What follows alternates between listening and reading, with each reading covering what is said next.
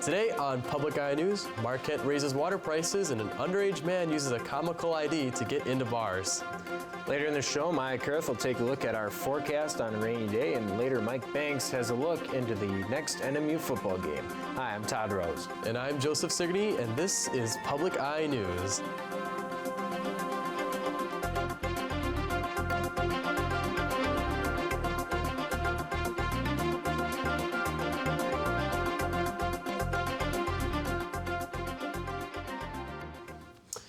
As it keeps on raining here in Marquette, water rates are once again on the rise in Marquette after approval of the City Commission Tuesday night.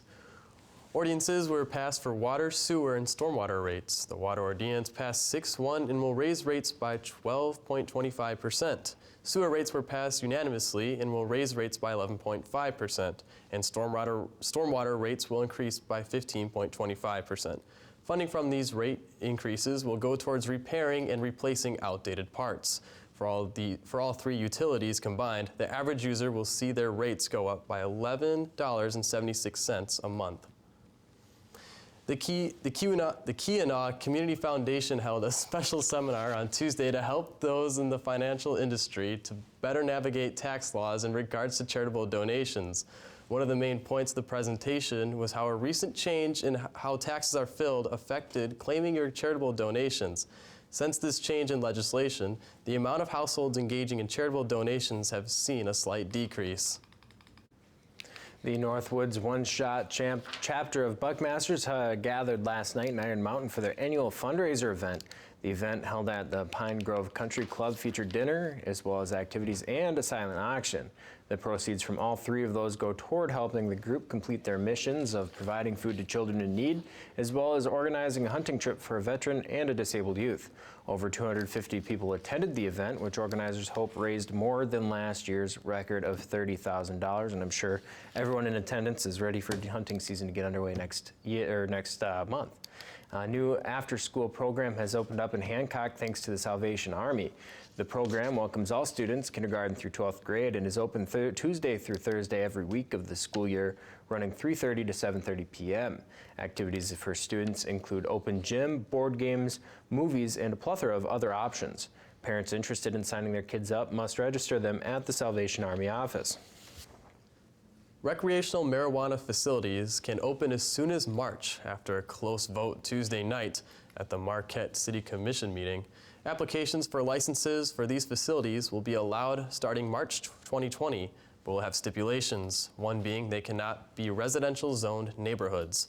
Recreational marijuana facilities will be required to be at least 500 feet away from schools, religious centers, and substance abuse facilities.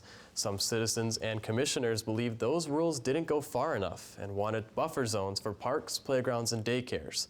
The ordinance passed with a motion of 4-3. As marijuana is becoming more available, a Michigan judge blocked the state's weeks-old ban on flavored e-cigarettes, citing evidence that adults could return to smoking more harmful than tobacco products. The lawsuit was filed by the vaping business that said the ban, which took effect October 2nd, will force them to close. The judge issued a preliminary injunction to stop the state from enforcing the rules. Michigan, New York, and Rhode Island have recently banned flavored vaping products in response to an explosion in the teen vaping in recent years. President Donald Trump said that last month the federal government would act to prohibit thousands of flavors used in e-cigarettes because they appeal to underage users. And stick around because right after the break, we'll be back with national and international news. Genoa, Italy, without warning. Oddio! A deadly bridge collapse. Who's to blame? And are we at risk? We have had over 24 bridges fail in the United States since 2000. Inside the global race to save our bridges. We have a significant challenge. Why bridges collapse on Nova. Tonight at 9 and tomorrow at 3 p.m. And welcome back to Public Eye News. And here's a story straight out of a Hollywood film. A 20-year-old man in Des Moines, Iowa, was arrested for using a fake ID as well as being publicly intoxicated, underage in a bar, and for possession of alcohol under the legal age of 21. The fake ID in question, though, it was one featuring the character McLovin from the 2007 film Superbad. The man, Andre Burleson, was brought to Johnson County Jail before being released. He awaits a preliminary hearing pertaining to the fake license later this month. And many people believe social media companies are spying on our conversations and targeting ads based on what we say out loud. But is it really happening? A British security company is trying to get to the bottom of it. Cindy Palm reports from London. Yvette Shapiro was recently on a family vacation in Virginia. I said to my husband, our phone's listening to us. They were discussing how comfortable their mattress was. Yvette says soon after, ads for mattresses appeared on her Facebook feed. Find that a little invasive, a bit creepy, and certainly unwelcome. You can find plenty of similar claims online. Am I paranoid, or is Facebook secretly listening in? I'm 100% convinced Instagram uses the microphone to eavesdrop. Another user questions, where is the line? To be clear, Facebook CEO Mark Zuckerberg shot down the suggestion when he testified before Congress last year.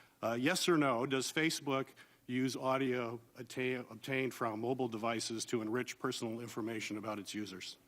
no. To find out who's right, a security company here in London put our phones to the test. We don't believe that they are spying. London firm Wandera did a 3-day experiment. They played pet food commercials for 30 minutes with a smartphone in the room. You'll see the difference in your dog. They left another cell phone in a silent room next door. We weren't able to discern any kind of noticeable difference. Instead, the firm's CEO believes our online activity reveals more to tech giants than we realize. Advertising algorithms can figure out exactly through the searches that we do what we're interested in, and then they target those adverts to us. But people like Yvette are still not convinced. I don't see why they wouldn't be doing this because, you know, it's such an obvious moneymaker. Whether suspicion or fact, it's unlikely to keep most people off their smartphones. Cindy Palm, CBS News, London. Police say a 12-year-old girl ran into the street and was hit by a St. Louis County Police squad car during a chase with a suspicious person. A 25-year-old male officer with the St. Louis County Police saw a suspicious person in vehicle at a gas station Monday evening. He pursued the vehicle in a marked squad car, but police say he did not activate his lights and sirens. During the chase, 12-year-old Akia Jackson ran into the street before the officer could stop the car, which was traveling 29 miles per hour over the posted speed limit. The girl was hit. Police say after hitting the 12-year-old girl, Akila, she was taken to the hospital where she was initially listed in critical condition. It is unclear what her condition is currently. And 12 Democratic candidates squared off in a 3-hour debate last night in Ohio. All of them are united behind impeaching President Trump, but there's a new target, fellow candidate Elizabeth Warren, who is now leading in several polls. Dania Baucus has more from Westerville, Ohio. University in Ohio. The Democrats' fourth debate often seemed like 11 against 1. And sometimes I think that Senator Warren is more focused on being punitive or pitting some part of the country against the other. Massachusetts Senator Elizabeth Warren, who is surging in the polls, took jabs from all sides, most notably on how she would pay for universal health care. Your signature, Senator, is to have a plan for everything, except this. Medicare for all is the gold standard. We can pay for this. I've laid out the basic principles. Costs are going to go up for the wealthy. They're going to go up for big corporations. They will not go up for middle-class families. While the Democrats worked to highlight their differences, they were on the same page about one thing: impeaching President Trump. This was the first debate since the impeachment inquiry began.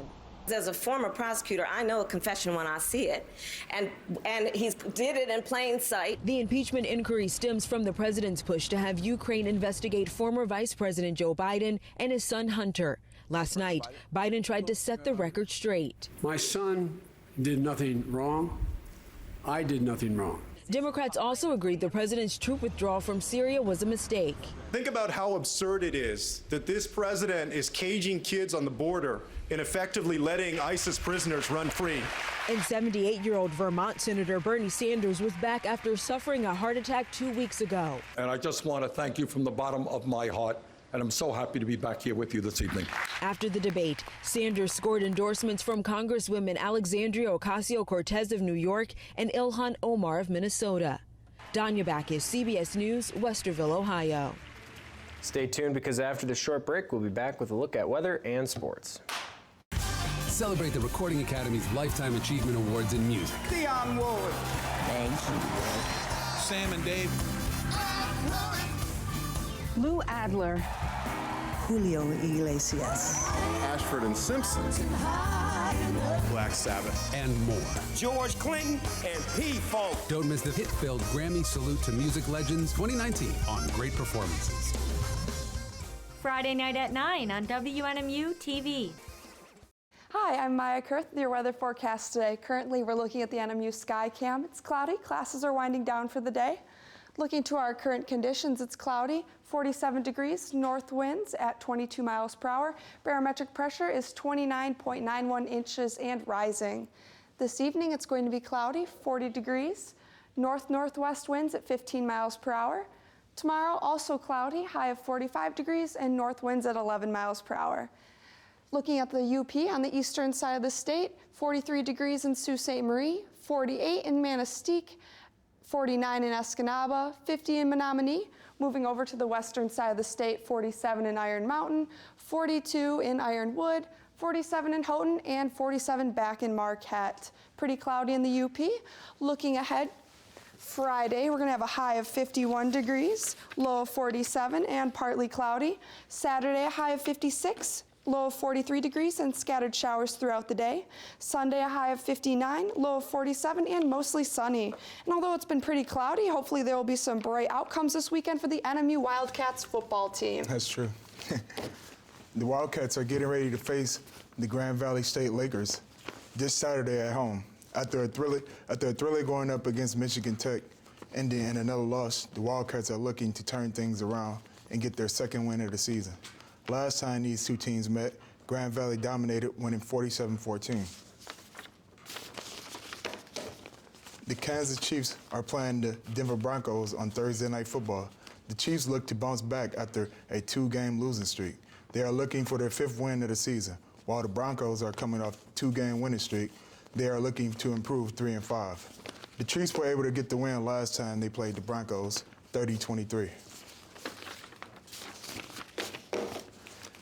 After a crazy offseason of many players changing teams, the NBA opening night is set to start on October 22nd on Tuesday night. First game will be Ricky Zion Williamson's debut in the NBA as New Orleans Pelicans face last season's NBA champions Toronto Raptors. Second game will be last season's Finals MVP Kawhi Leonard and the LA Clippers as they will face LeBron James and the LA Lakers. Both teams are projected to be top teams in the league this season. I tell you what, Mike, I'm looking forward to watching some of those NBA games, and got some interesting story here out of Florida. Generally, if you have something stolen, you call the police. And for one Florida man, his missing marijuana has led him to calling the authorities multiple times to report the missing marijuana as being stolen by his roommate. The Pasco County Sheriff's Office has taken to social media to tell the man to just stop calling. And another Florida man is in trouble after wreaking havoc while in the nude. The 24-year-old was found inside a plumbing company by an employee of said company last Friday. The man found naked had apparently used a hammer and a forklift to cause some destruction before taking a shower at the property. Some wacky stories there out of Florida there, Mike. It's always funny to hear things happening in Florida. Always seems there's something going on down there. I don't know what it is about the state. It's probably the ocean and the currents or something. But that's all the time we have for you here today on Public Eye News. Make sure to join us again tomorrow and have a lovely Wednesday night, everybody.